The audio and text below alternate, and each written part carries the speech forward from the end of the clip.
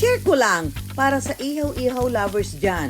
Bukod sa nakasanayan nating isaw, dugo at barbecue, alam niyo bang may iba pang option sa ihaw-ihaw? Makakailang stick kayo kung ang pagpipilian, hindi na lang lamang loob at karne. Meron ding iba't ibang klase ng seafood at, oh my, gulay! Pechay ba to? Opo, ihaw din po. Ay, niihaw din to? Opo. Talaga ba? Niihaw pala to.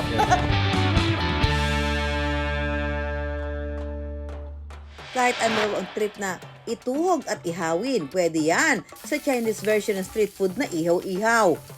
Alam mo, hindi nakaka-guilting kainin kasi nga healthy naman yung mga inihaw niya dito. Kaya para sa naghahanap ng options, marami yan sa hataw na Chinese ihaw-ihaw.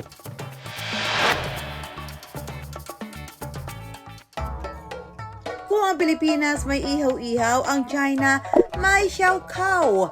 Salitang Chino na ang ibig sabihin barbecue. Ang nagdala ng Chinese ihaw-ihaw dito sa Banawe Street sa Quezon City, ang Filipino-Chinese na si Wilson. Ang Chinese barbecue ay street food din sa China. Sikat siya sa China eh. Kahit saan ka pumunta, merong xiaokao.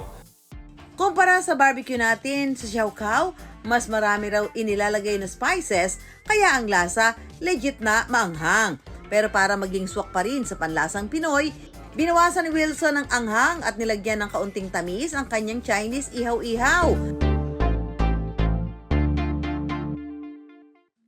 Sige nga Wilson, pasubok magtuhog at mag-ihaw.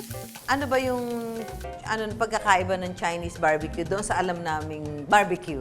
Yung Chinese barbecue is more on spicy and ma-herb siya. Sanay tayo sa barbecue, karne. Oo. So yung inyo, ang difference talaga is may gulay kayo.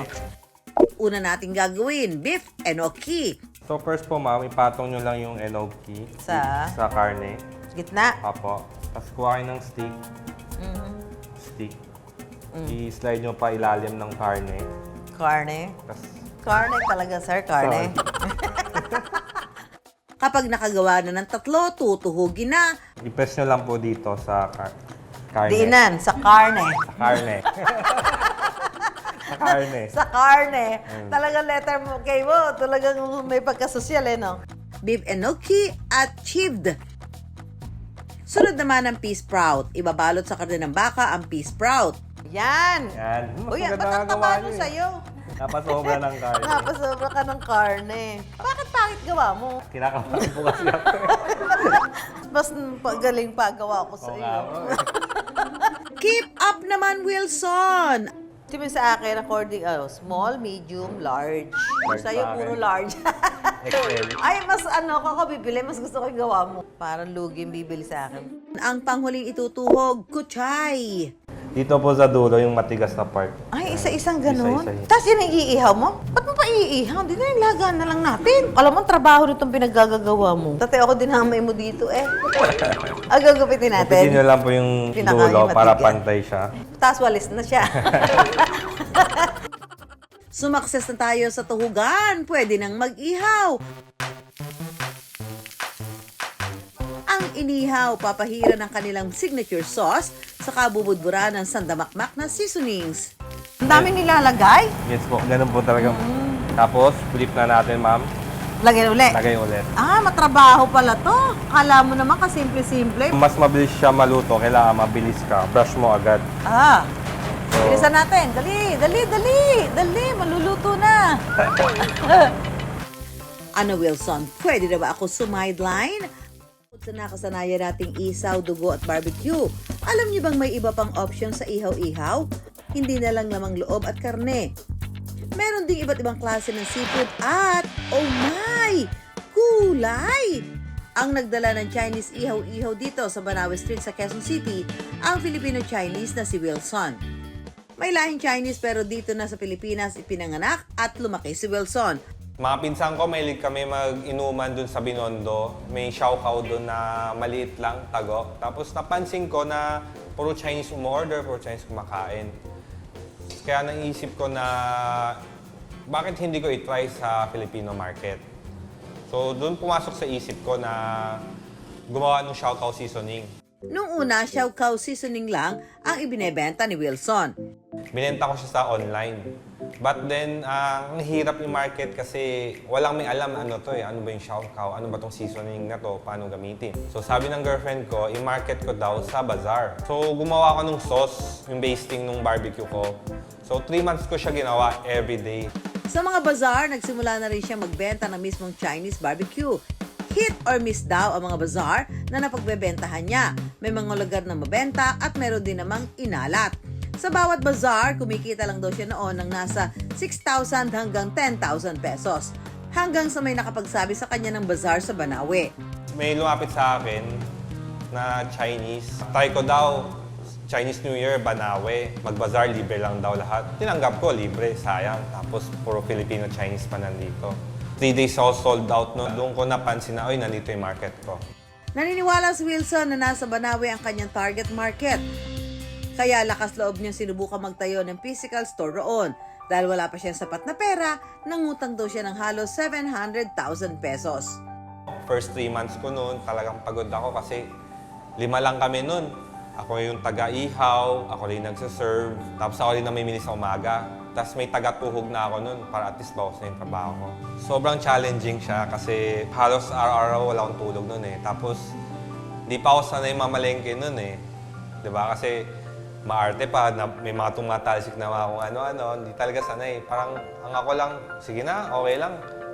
Parang hanap buhay ko na to eh. Yung mindset ko na wala nang balikan, gagawin ko lahat para mag-click to. Give up ko yung career ko eh, di ba? Malaki din yung ginastos doon. So, panindigan ko talaga. Bago naging negosyante, flight instructor noon si Wilson. Hindi naman daw siya nagsisisi sa naging desisyon na umalis sa pagiging empleyado. Ngayon, humahataw na ang kanyang negosyo. Nakaka 700 to 1,000 stick a day kami, lalo na pag weekend.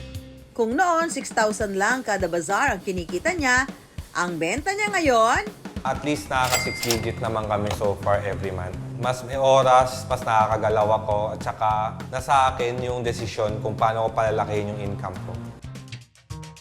matapos ako mapagod, syempre, hindi pwedeng hindi ko matikman ang Chinese ihaw-ihaw. Unahin natin ang kuchay. Masang lasa yung cumin. At maanghang nga, ha? Maanghang nga. Sobra po. Hindi naman. Sakto lang po. Okay lang. Beef enoki. Beef sprout.